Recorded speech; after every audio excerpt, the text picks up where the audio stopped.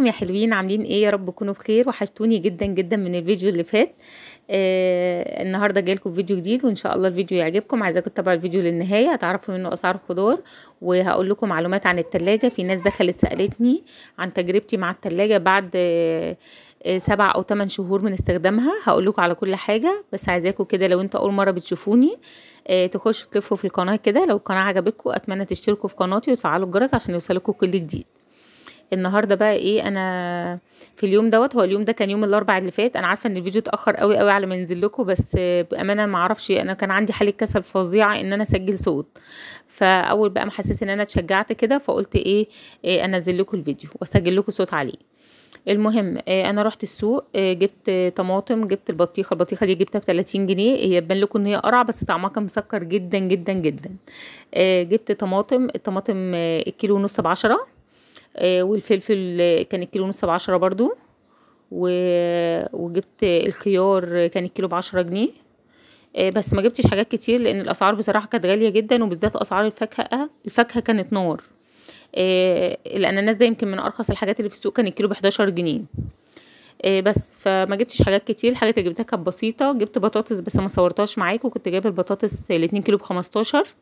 بس خلصت بقى الخضار ورصيته. وهنا البطيخه كنت قطعتها وحطيتها في التلاجة.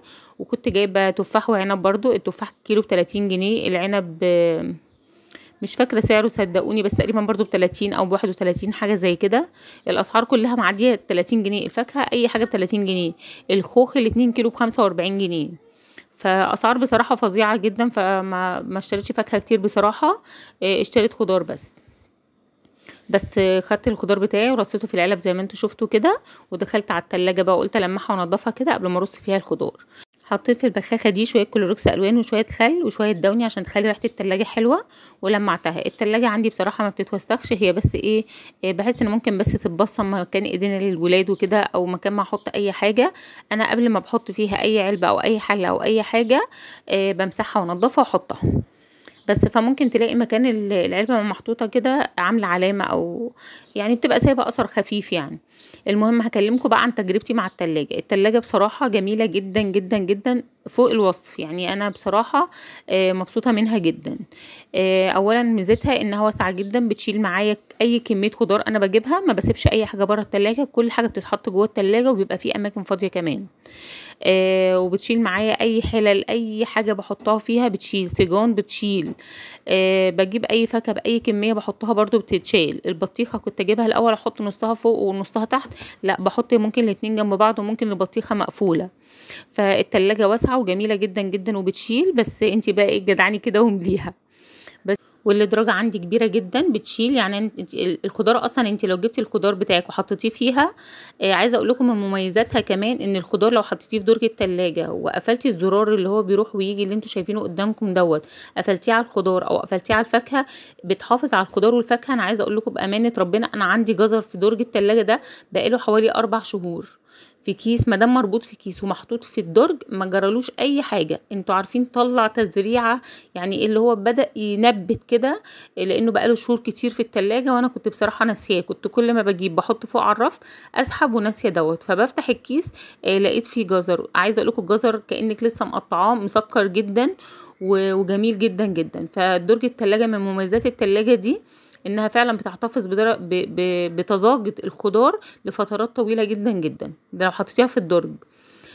عيبها بقى انك لو حطيتي الخضار بره على الرف اكتر من اسبوعين 2، يعني لو بيقعد معاكي كمان اسبوعين، اما بيعدي الاسبوعين بقى بيبدأ ينقط نقط عفن كده وما بيتهريش وما بيبص. فالتلاجة بصراحة كلها مميزات وجميلة جدا. العيب الوحيد بقى اللي مضايقني فيها فعلا الديسبنسر واخد مساحة كبيرة كده في نص الباب. لو اتعمل زي التلاجات التانية اهو شايفينه في نص الباب، فحتى الرف اللي تحت ما تعرفيش تملي الرف اللي تحت ده كله ازايز. يعني لو عندك ازازة حاجة ساقعة كبيرة مفيش مساحة انك تحطيها غير في الجنب خالص. بس فالعيب الوحيد في التلاجة هو الديسبنسر ده لو كان اتعمل رف كده زي بقية التلاجات. انا شفت التلاجات كتير عاملين رف وقافلينه بالطول التلاجة، فمش واخد مساحة وبيتملي 2 لتر مية واكتر كمان. فده العيب الوحيد اللي في التلاجة اللي مضايقني. الديسبنسر مكانه مش مظبوط خالص. لكن كل حاجه في التلاجة بصراحه جميله جدا وواسعه وبتشيل معايا. انا عايزه اقول لكم ان علبه التلاجة دي بتشيل اكتر من 5 كيلو طماطم، يعني امليها 5 كيلو خضار وحطيها هتشيل معاكي. وعندك بقى حطي اي حاجه انت عايزاها بتشيل بصراحه، شيل جميل جدا. ده غير ان هي الروايح ما بتخشش على بعضها فيها. اي حاجه بحطها طازه بتقعد معايا فترات طويله جدا جدا طازه. بس شايفين شالت يعني اتملت اهي، والدنيا واسعه. يعني انا ممكن الم الدنيا في حاجات كده، لو في حلال كمان احطها. ادراج التلاجة هحط فيها حاجات بسيطه كده محطوطه في اكياس. يعني انا جايبه الملوخيه والخضره قلت احطهم في كيس واحطهم في التلاجة، وبتنجان كمان في درج التلاجة. عايزه اقول لكم ان الحاجات دي لو سبتها اسبوعين 3 4 شهر هتفضل زي ما هي، ما بيجرالهاش اي حاجه.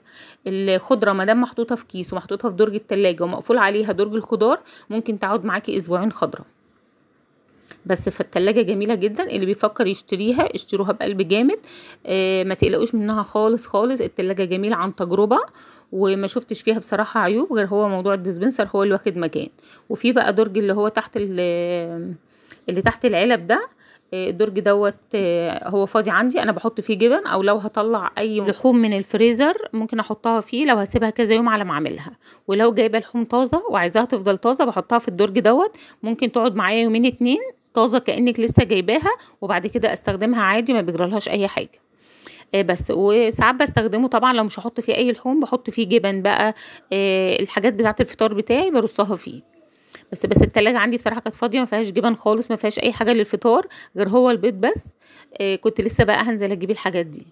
اما بقى بالنسبه للفريزر بتاعها، الفريزر كبير جدا بيشيل معاكي. يعني اللي ما عندوش ديب فريزر وعنده التلاجة دي، الديب فريزر هيشيل معاكي اي حاجه حابه تخزنيها. الدرج ممكن يشيل اكتر من 10 فرخات واكتر كمان. ويشيل يعني ممكن الدرج بتاعها يشيل 10 فرخات وممكن 2-3 كيلو لحمه جنبهم عادي. ويعني املي بقى. انا كنت عايزه اقول لكم ان انا في درج من التلاجة ده انا كنت جايبه حوالي عدايه طماطم وحطها حب كانت ملياه.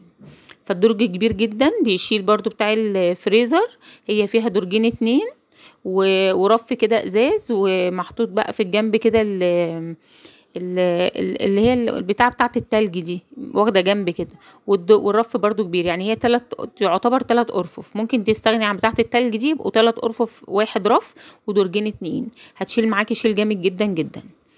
بس فانا برضو انا عندي الفريزر مش بملاه، عندي حاجات بسيطه فيه. لان عندي دي فريزر برضو انا بستخدمه وقريب مني في المطبخ بقى، فاي حاجه بحطها فيه. هنا بحط الحاجات اللي هبقى مستبعداها مش هستخدمها لفترات طويله. بس طبعا خلصت بقى التلاجة بتاعتي. بس انا عايزه اقول لكم ان انا اليوم دوت انا كنت صاحيه بدري جدا. كنت صاحيه مثلا حوالي الساعه 8، نزلت السوق على الساعه 8:30 او 9 كده. نزلت اشتريت الخضار بتاعي ورجعت. ظبطت الخضار بتاعي طبعا في منظماته. وبصراحه ما كنتش هصور معاكم موضوع الخضار دوت لان احنا عملناه مع بعض اكتر من مره. بس صورت لكم مقتطفات من الحاجات اللي انا جبتها وقلت لكم بالاسعار. وظبطت كل حاجه بقى رصيت حاجتي في العلب بتاعه التلاجة، ودخلت على التلاجة زي ما شفتوا كده لمعتها ونضفتها ورصيت حاجتي. وبعد ما خلصت قلت بقى اروق بقيه الاوضه وانضفها، لان طبعا انا عايزه اقول لكم اليوم اللي بنضف فيه التلاجة او افتح فيه التلاجة واطلع اللي فيها مهما كانت نظيفه بحس ان الاوضه بعديها بتتبهدل. فما ينفعش انضف التلاجة وما انضفش الاوضه. بس قلت بقى بعد ما خلصت مسكت السرير بتاعي، شلت الملايه وفضتها ونضفتها كده وفرشتها. فرشت لها ملايه نظيفه يعني وكده. وبس كنست الارض بتاعتي ولمعت الكومودينو والتسريحه ولمعت التلاجة من بره وبس كده. طبعا اول حاجه بعملها يعني انا كنت رجعت من السوق كان جوزي صحي. فاول حاجه عملتها فتحت الشباك طبعا بيغير الطاقه. ده غير ان هو بيدخل شمس بقى عندي وبيغير مود الاوضه وكده. وبالذات ان انا عندي الاوضه التلاجة تقريبا سده نص الشباك، فنصه بس اللي بيفتح، فببقى محتاجه ان الشمس دايما تخش الصبح تهوي الاوضه وكده. بس هويتها ونضفتها ولمعت كل حاجه فيها وغيرت الملايه وبدات اشغل المكنسه كده. شفطت الارض بالمكنسه وجبت الموب بتاعتي دي بقى حطيتها في ميه بكلور كده ولمعت الارض كلها بميه بكلور وشويه دوني صغننين بيخلي ريحه الارض جميله ونظيفه جدا. بس طبعا كنت مشغله المروحه. عايزه اقول لكم ان الاوضه كانت نظيفه وجميله جدا جدا. خلصت الاوضه بقى وظبطتها وطلعت بقى بصراحه عملت محشي النهار في اليوم دوت. بس ما صورتوش معاكم. هي الاوضه طبعا ما خدتش معايا وقت خالص، خلصتها وبعد كده دخلت في الغدا على طول. عملت بقى قورت البتنجان اللي انا كنت جايباه والكوسه والحاجات دي وعملت محشي بقى وحطيته على البوتاجاز. يعني انا عملت المحشي وحطيته على البوتاجاز وبعدين دخلت روقت الاوضه بتاعتي. على ما خلصت كان المحشي استوى، بدأت بقى اغرف. ما جبتلكوش تفاصيل المحشي لان احنا عملناه مع بعض اكتر من مره، فقلت بقى مفيش داعي ان انا اصوره واضيع وقت معاكم في الفيديو على الفاضي. بس قلت اغرف معاكم الاكل بس كده واوريكم الغدا بتاعنا النهارده كان ايه. وطبعا ما ينفعش نروح السوق ونبقى جايبين خضار وحاجات حلوه كده طازه، وما ينفعش نعمل المحشي على طول. بس كان عندي فرخه في الفريزر طلعتها طبعا، وكنت مطلعاها قبل ما امشي لان انا عارفه ان انا لما ارجع هعمل محشي. بس طلعتها ورجعت. حطيت ظبطت بقى سلقت الفرخه بتاعتي وكده وعملت محشي ونضفت الاوضه بتاعتي. وبس كده الغدا بتاعنا النهارده غدا بسيط كده وجميل ولطيف، ومفيش حد ما بيحبش المحشي، كلنا بنعشق المحشي. هو طبعا عمايله بتبقى متعبه شويه وما ينفعش في يوم السوق نعمل المحشي، بس انا بصراحه كنت محتاره مش عارفه اعمل اكل ايه، فقلت انا هنزل بقى السوق هجيب بتنجان وفلفل وكده. هو كان لينا مزاج بصراحه ناكله. ريقي جري على المحشي يا جماعه، انتوا اكيد كمان وانتوا بتتفرجوا ريقكم جري عليه. انا عايزه اقول لكم كان طالع جميل جدا جدا. والخضار لما بيبقى طازه وتعملي منه الاكل على طول، يعني تجيبيه وتطبخيه على طول، الموضوع بيختلف معاكم تماما والاكل بيبقى مسكر وجميل جدا. عملت المحشي وجبت معايا كنت عندي صدور فراخ مسكتها سلقتها، وبعد ما سلقتها خدت شويه من الصلصه بتوع المحشي ودهنت وش الفراخ كده وحمرتهم. بس ممكن تحمري في الفرن وممكن تحمري على الطاسه من فوق. انا في اليوم ده حمرت على الطاسه بصراحه، بس الافضل انك تحطيها في الفرن هتبقى مقرمشه كده وجميله معاكي جدا. بس وعملت طبق ملوخيه كده في السريع، وطبعا في كوم مواعين. انا عارفه طبعا فقره المواعين دي في ناس بتحبها جدا جدا، وناس قالت لي ان هي بتحب تتفرج عليها، ان هي اكتر فقره بتشجعهم على انهم يخشوا المطبخ وينظفوا ويغسلوا المواعين. طبعا هي اكتر حاجه بتبقى عامله كركبه في المطبخ، فبيقولوا لي ان هم بيتشجعوا لما بيشوفوني بغسل مواعين، لو عندهم حاجه بيخشوا على طول يغسلوها.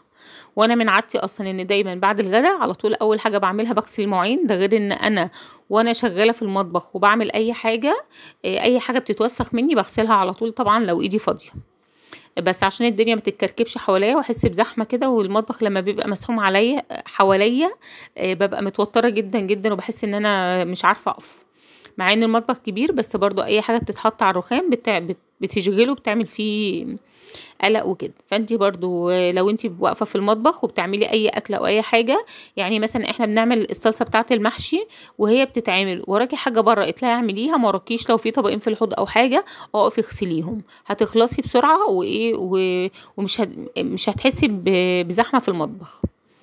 بس طبعا وقفت غسلت المواعين والمطبخ عندي كله كان نظيف. الشقه برضو عندي بره بقى كنت قايله للبنات انا هعمل محشي. انا رحت السوق النهارده وجيت نظفت التلاجة ونظفت اوضتي وهعمل لكم محشي، انتوا بقى تنظفوا اوضتكم، واحده تنظف الاوضه واحده تنظف الصاله. وفعلا اما بعمل كده وبوزع عليهم الشغل الدنيا بتبقى يعني ما فيهاش بهدله جامد، فهم بيعرفوا ينظفوا بسرعه. بس كل واحد طبعا بيبدله. احنا عندنا الشغل بالتبادل عشان في واحده تقولها لا الصاله فيها شغل اكتر والاوضه التانية فيها واوضه الاطفال بتاعتنا يعني ما فيهاش شغل كتير، فانا عايزه اعمل دي ويقعدوا يتخانقوا بقى. فانا بقول لها انت النهارده هتعملي دي بكره هي تعمل كده، وفي ايام بخليهم ما يعملوش حاجه وانا اللي بقوم انضف وبعمل كل حاجه وبس. المهم طبعا احنا خلصنا كلنا امتحانات الحمد لله وفوقنا، والنتيجة ظهرت الحمد لله نشكر ربنا. انا عندي بنتي الصغيرة نجحت، الكبيرة لسه النتيجة بتاعتها ما بانتش، تانية اعدادي، فادعوا لها بقى ان ربنا معاها كده ويوفقها. والصغيرة الحمد لله نجحت بتقدير تفوق التوقعات في كل المواد. هي رابعة ابتدائي طبعا انتوا عارفين رابعة ما بينزلهاش درجات، بس طبعا الحمد لله. وطبعا السنه اللي فاتت او الترم اللي فات كان في حاجه اسمها يبلي التوقعات ويبلي التوقعات احيانا وحاجات كده، فاحنا الحمد لله الترمين الاثنين يفوق التوقعات نشكر ربنا. فدعواتكم كده لينا السنه الجايه بقى سنه 5 ربنا يكرمها فيها يا رب ويقف معانا بقى يبقى عندنا اعداديه السنه الجايه. فعايزاكم بقى كلكم تدعوا من قلبكم كده لبنتي الكبيره ان تجيب درجات حلوه الترم دوت ان شاء الله. بس خلصت بقى المواعين بتاعتي، وكان عندي سمنه حبيت اوريها برضو، لان في ناس سالتني احنا ما بنعرفش امتى السمنه تبقى ساحت وبقت يعني جاهزه لان احنا نطفي عليها. بس انا وريت لكم كل المراحل بتاعتها، ركزوا في الفيديو وهتشوفوا انا وسبتها لحد ما وصلت لايه. هنا كانت بردت خالص، جبت البرطمان بتاعي، هو كان مكانه سمنه ودوت كان مكانه سمنه بلدي، فما حبيتش اغسله بصراحه لان ريحه السمنه البلدي كانت جميله جدا، قلت احطها عليه. والسمنه اللي انا سيحتها دي برضو دي زبده صفرة بلدي، كنت جايبه الكيلو ب140 جنيه. ولحد هنا الفيديو خلص، اتمنى الفيديو يكون عجبكم، اشوفكم في فيديو جديد واقول لكم مع السلامه.